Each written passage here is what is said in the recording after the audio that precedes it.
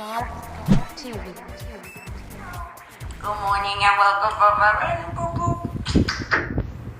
Today is a very, very special day. This is the 14-year anniversary of Hannah Montana premiering, and I would not be sitting here right now talking with all 25,000 of you if it wasn't for that opportunity and for your loyalty throughout the year. So I just want to thank you all so much.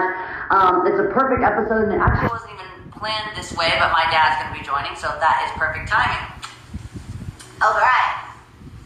So welcome to Bright Minded Live with Miley. Today, I have the most special guest of all, my family. This time has brought us together, not physically, because my parents and their parents are extremely vulnerable, and now learning that coronavirus has been attacking younger people as well, I avoid in-person quality time with my baby sister. So I'm really excited to be sharing how we have been connecting in this time of social distancing, because that's even meant staying away from my family right now, which is the longest, besides touring or traveling. I usually see my family pretty much every day, so this is definitely different and hard. So we stay connected a lot of FaceTimes. My mama Tish, aka MT, is starting our morning with Motivational Mornings by MT. And my dad will be providing daily devotionals by Dad. And Noah will be talking about how she got so high that she saw Jesus. And to wrap the show, I will be talking to Stassi Schroeder from Vanderpump Rules about drama-encouraging reality TV and how we can use this entertainment as escapism, but also pulling back the curtain and discussing how much reality is actually a part of our beloved reality TV shows. Fights and stakes are heightened, sex and bad choices sensationalized and even encouraged or scripted by producers, which results in a spike in the ratings because we love that shit. But we have to choose very wisely what we put into our brains and not reenact what we see on TV, especially that type of behavior, which I like to do every time I watch Vanderpump, and there is a new episode tonight, which I will be watching, and I can't fucking wait for that. Also, to shine light on a very special event, March for Our Lives.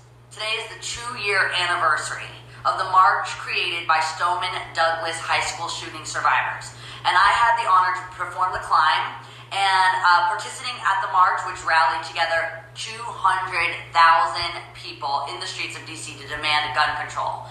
There's been a lot of progress, but there is a long way to go. And so to get involved, I'll also post this link after the show. Go to marchforourlives.com. Especially in the lead up to the election in November, they're doing incredible work. They're mobilizing young people to organize, vote, and make sure that policy reform is a key part of our country's agenda moving forward. So we're going to get started. I'm going to dial in my mom for her very first Insta Live. This is her official Insta Live on my show. So Motivational Mornings by MT, connecting her in now. Let's get my mama in. Oh no, baby.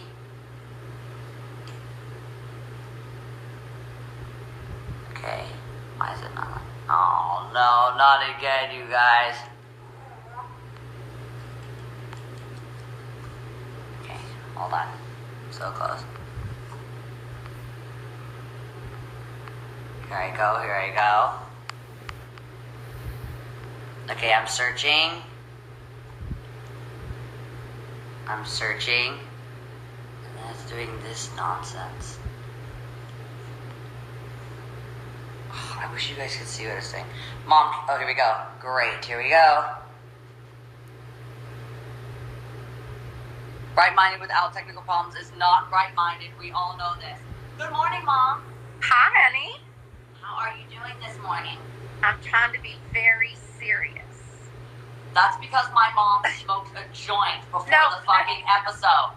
No, just one little hit because I got so nervous because this seems like so official. No, this isn't that official. We're just having fun. Okay, perfect. We've already walked through everything. My mom and I already walked through everything that we were going to talk about. Something that I thought, I wanted to kind of tell my mom's story from the beginning. So I inherited this way of thinking and believing and optimism from you. So Bright-Minded really started with my mom and even your mom and even her mom, the way that she grew up. We inherit the way that we are. We talked yesterday about even when it comes to our animals or to us, like all living creatures, there's nature and then there's nurture. So there's how we're born, there's how we genetically are made, there's our DNA, but then there's also how we were nurtured and taken care of. And both of those create who we're going to be as people and who our identity is. So there's ways that we are automatically going to kind of be from the womb, and those are going to have good and bad qualities, and we're going to have to struggle with some of the things that we just inherit, like anxiety or depression, but we know that we'll just have to fight harder with that if that's something that we genetically inherited. But there's also ways that those kind of things can develop over the way that you are treated as like a young child or person. So our youth has a lot to do with our adulthood. So your life from where it started to where you are now is totally opposite ends of the rainbow. You started on a little bit of a dark gray cloud and you ended at the pot of gold. And many people don't know this about you, but my mom was actually adopted. And so that can leave feelings in adulthood of feeling that you've been given up on. But she told me this morning that she wouldn't change it because she was adopted by my mammy, who was the most loving mother and only mother she would have ever wanted. They say that you don't choose your family, but in that case, it isn't true. A lot of us do actually choose our family.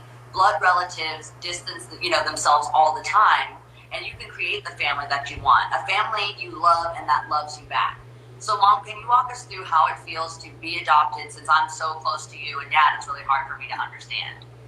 Well, and it's so crazy, like how, close you are to Mammy, and actually how you all even look alike. It's so crazy to me that, yes, I was adopted, and I just can't imagine my life being any different. I mean, she just is my mom, and my dad was my dad, and I could have never been more loved by anyone, even if it were birth parents. And, I think for me, we're talking about like foundations, and for me today about faith, and I think that I really got that from Mammy because, I feel like some kids that are adopted, maybe they weren't told, like when I was told about being adopted, Mammy was just so adamant that she was like, Jesus handpicked you for me. And I just wanted a baby so bad, and I couldn't have my own. And when I got you, it just changed my world for the good. And so I think that, Mammy giving me that foundation and always telling me that God had just hand chosen me for her is why I have always had such a deep faith. And I'm so glad that she instilled that into me. So I also, I wanted to, we were talking about how Mammy said that she chose you. And, in the community, like even in the LGBTQ community, when kids, distance themselves or their parents distance themselves from them because they don't agree with their choices, or a lot of, kids, if they leave home early because of abusive relationships, they go and create families. They go and choose their mother. They get to choose their father. In drag, you have a drag mother. RuPaul is everyone's mother. So I love the idea that Mammy chose you. And I think people getting to understand that you really can choose your family. She chose you, and you would have chosen her. And you said that you inherited your faith from Mammy. So in your DNA, there are pieces of Mammy. We're talking about nature versus nurture. She nurtured you to become the identity that you are right now. So who you are developed because of the way that she was raising you. And Mammy, who I have tattooed on my arm, which when I showed her, I thought she would be very stoked about, but she told me her hair wasn't high enough and her nose is smaller in real life. So she wanted me to go in and make her hair higher, and if you guys can see, it pretty much goes from wrist to forearm. So I'm not really sure how you could get much higher the hair. But I know that we kind of got our love for glamour and bejeweling and even interior design. Like you said, my grandma had a dress shop, so she was always making clothes. She had a wig shop. So it's no surprise that I wore a wig from the time I was 11 years old. And so what is what else do you think besides just your faith? What did you take from growing up with Mammy from the way that she nurtured you? Do you think what do you love because Mammy loved it too? I think honestly, because like she taught me about faith, and like I feel like for me that we talked about yet the other day with Haley Bieber about how faith means different things to different people, and even you had these kind of negative feelings about certain things because of the way other people had treated you or treated a friend, and I think for me, Mammy was always about loving everyone, and I think that's like what I really learned from her is Mammy truly loves everyone, and I think that God is love, and God doesn't say the biggest commandment is love your neighbor, love everyone, and it doesn't say love this person if that, or if this person if they're not that way. He says love everyone, and for me, I think that's just how I've lived my life, and I've learned a lot from you. I was raised up very in beliefs that had rules and laws, and I just don't think that's true. And I think so for Mammy, learning that love is love no matter what, and to love everybody is the greatest thing I ever learned from her ever. And I think that's really good for everyone watching to hear that, my grandma's in her 80s, and not everyone that is, old from an older generation, especially growing up in the South, has these, like what you said, these rules through their faith that you can't love everyone. Love is love. And I just think it's so beautiful when someone from geographically, where she is from, like if we're talking about growing up in the country, she was born in what, the 40s? Yeah, she was born in 33. Born in 33. So growing up in the 40s and being that progressive, I think that has a lot to do with my ideas of what I think is right and what I think faith is and what I believe love should look like or be.